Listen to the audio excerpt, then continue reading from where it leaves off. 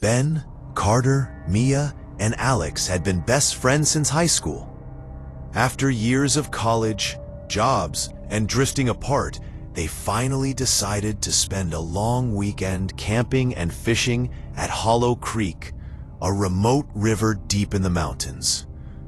The place was famous for its trout, but it also carried an undercurrent of eerie local legends. Stories of people vanishing, of voices calling through the forest at night. The long drive gave them time to fall back into old rhythms. Ben sat behind the wheel, tapping the steering wheel in time to the music blasting from the radio. Carter rode shotgun, cracking jokes about how Ben still drove like he was 17. In the back seat, Mia leaned against the window, teasing Alex about his ridiculous amount of fishing gear. "Dude, you brought, what, 3 tackle boxes?" she laughed. Alex grinned sheepishly. "Hey, you never know what you'll need. Besides, you'll thank me when I'm the only one catching dinner." The banter felt like old times, like they were teenagers again, piling into someone's car and driving to nowhere just for the thrill of it. As the road climbed higher into the mountains, cell service disappeared. Pines grew denser, and mist curled over the road like pale smoke. "Damn, this place is remote," Carter muttered, glancing at the endless forest looming on both sides. "It's the point," Mia said, though her voice carried a slight unease. "No cell service, no people. Just us, the water, and hopefully some trout." By the time they reached Hollow Creek, the sun was dipping behind the ridges, the world turning dusky blue. The river glittered faintly, a ribbon of silver winding through the dark pines. The air smelled sharp and clean, like moss and rain. "This is perfect," Ben said, stepping out and stretching. "Finally, a place where we can breathe." They worked together to set up camp. Tents pitched near the bank, a fire pit arranged with stones. Carter lugged the cooler to a flat log while Alex fiddled with his rods, explaining different lures to Mia, as if she hadn't been fishing with him a dozen times before. When the fire finally crackled to life, Ben cracked open a beer and raised it. To 3 days of peace, fishing, and no responsibilities. The clink of cans echoed through the trees. For a moment, life was simple again. The night settled around them, thick and heavy, as they sat in the glow of the fire. The forest beyond was a wall of shadow. Sparks drifted upward like lazy fireflies. Alex was halfway through telling a story about the time he almost got arrested for fishing without a license, when Carter interrupted with a mischievous grin. "You know what would make this better? Scary stories." Mia groaned. "Really? We're out in the middle of nowhere, and you want to talk about ghosts?" "Not ghosts," Carter said, leaning forward. "Skinwalkers." Ben raised a brow. "Oh, come on! We're really doing this?" Carter grinned wider. "Heard about them from some guy at work. Said they're cursed shapeshifters. They can take animal form, or worse, mimic the voices of people you know. They call to you, lure you out." "Don't joke about that," Mia said sharply. "It's bad luck to even say their name." Alex snorted. "You actually believe that?" Mia didn't answer. She just stared into the fire. The flames hissed softly, and for a while, no one spoke.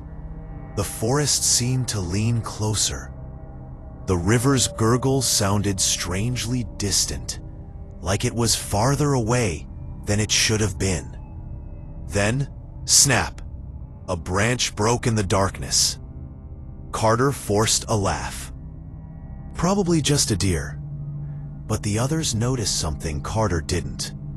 There hadn't been any animal sounds since nightfall. No crickets, no frogs, just silence. Morning sunlight filtered through the trees, glinting off the river. Mist curled over the water like ghostly ribbons as they pushed off in the small rowboat. The air was crisp and smelled faintly of pine sap. Alex, ever the fishing expert, coached Mia on casting techniques. "You're flicking too much with your wrist. Just let the rod do the work." "Pretty sure I've caught more fish than you before," Mia shot back with a grin. Ben laughed, leaning back in the boat. "Careful, Alex. She's gonna outfish you again." "Not a chance," Alex muttered, but he was smiling. By noon, their stringer was heavy. Liam pulled in a rainbow trout, Carter snagged a brown trout, and Mia surprised everyone by landing the biggest catch of the day. Feels awe, wonder. Weird, right? Carter said softly, watching the fish flop in the boat. Like they're just waiting for us. Mia frowned. "Don't say that. It's creepy." As they cleaned their fish on shore, the forest felt unnaturally still. The usual buzz of insects and birds was absent. Ben tried to brush it off, cracking jokes, but even he couldn't shake the feeling of being watched. That night, Mia woke to soft footsteps outside her tent. She froze, straining to listen. Then came a voice. "Mia, come out here. It's me. Alex, I need your help." Her blood ran cold. Alex was snoring softly in the next tent. "Mia?" The voice came again. It was Alex's voice, but wrong, too slow, drawn out, like someone imitating a recording. She shook Ben awake. "Something's outside." They woke Carter and Alex, who looked pale when Mia told them what she heard.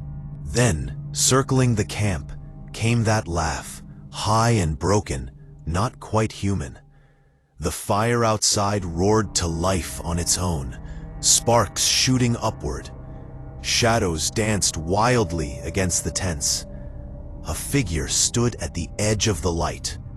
Too tall, limbs too long, its head tilted unnaturally as though its neck was broken.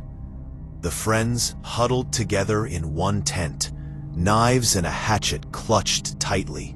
The figure stepped closer, slowly, its movements jerky and deliberate. "Stay inside," Carter whispered. "Don't let it see your face." The thing stopped, its head tilted again. Then, in Mia's exact voice, it said, "Ben, please help me." Ben's knuckles whitened around his knife. His eyes glistened, torn between fear and disbelief. It took a step closer, then another. Suddenly, Alex lunged forward, slashing the tent open on the far side. "Go! Run!" They bolted into the darkness, not daring to look back. The forest seemed alive with movement. Branches snapping, voices calling their names in familiar tones. Each voice was more convincing than the last. They didn't stop until the first light of dawn.